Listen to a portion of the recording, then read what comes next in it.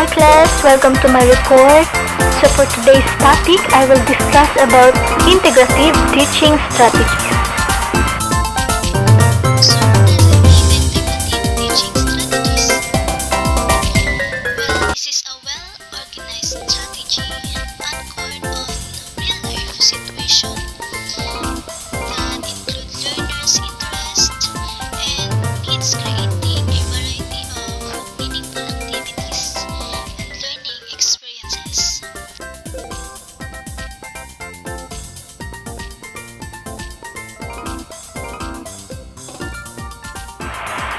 Next, so as you can see in the slide, there are situations illustrate. In the foregoing situations, the trending approach is for the committed and competent teachers to create and develop integrative teaching strategies.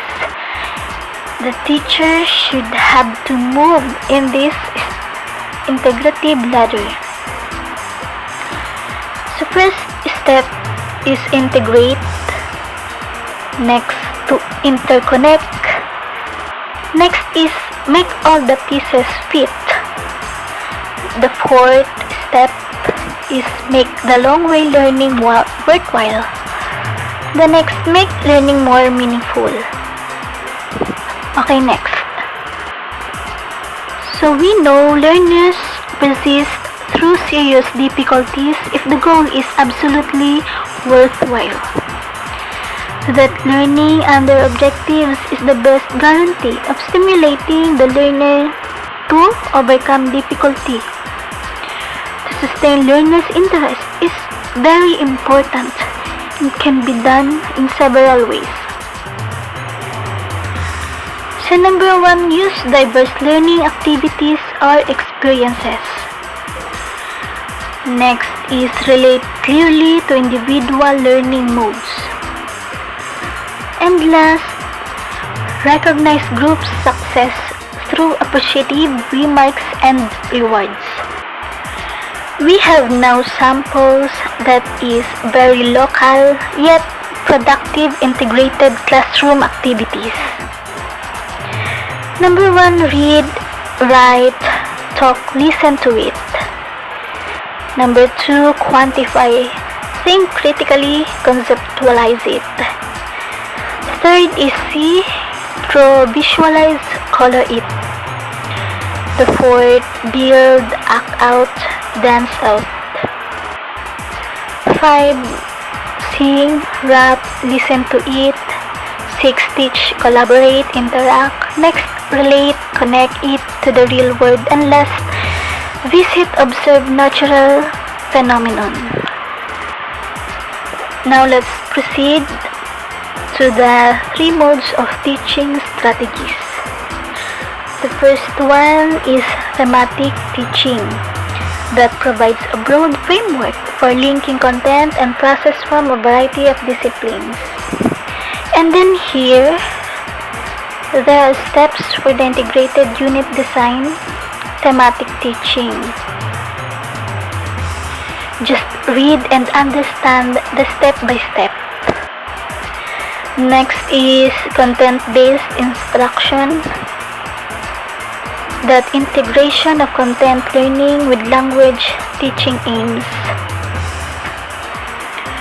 For number 2, focusing inquiry, an interdisciplinary approach that uses questions to organize learning. Like most disciplinary teaching, it crosses conventional knowledge boundaries.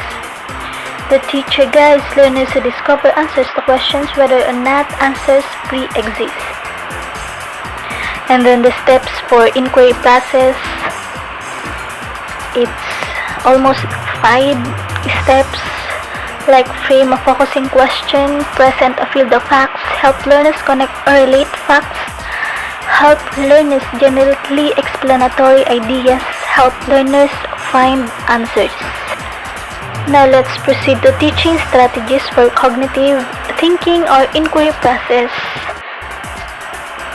These strategies may be used in any subject and are designed to be used at all levels of instruction. There are two levels of process. First is low and high level process.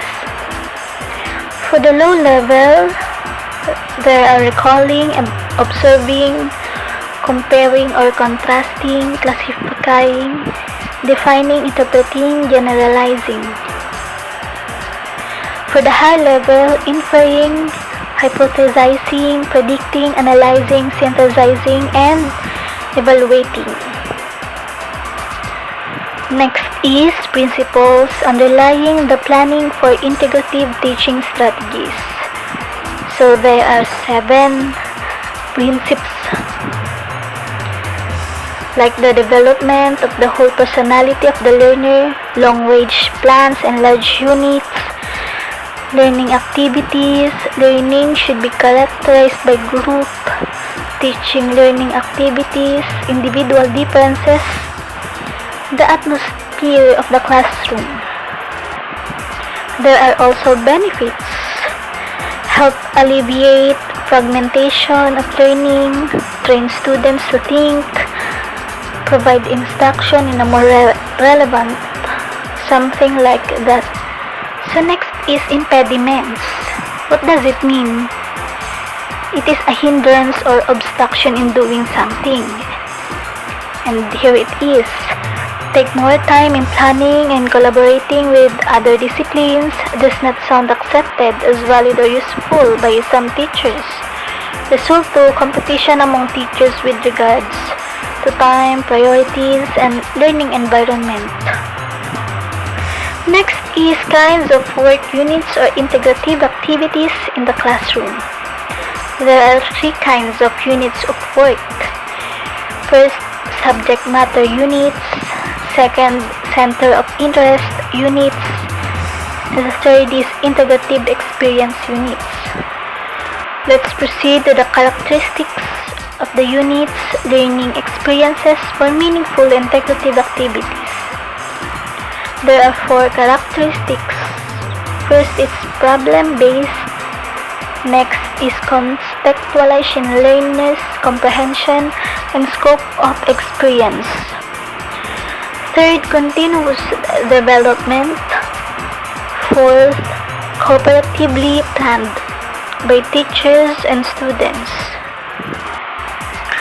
Next, general attempts in developing units integrative strategy. Initiating the unit, point of experiencing, communicating activity, and evaluation. For the last slide, there is a chart of integrative teaching strategy, the thematic teaching, content-based instruction, generic competency model, and focusing inquiry. Okay, that would be the end of my topic for today. I hope you understand and get knowledge from my works. That's all. Thank you.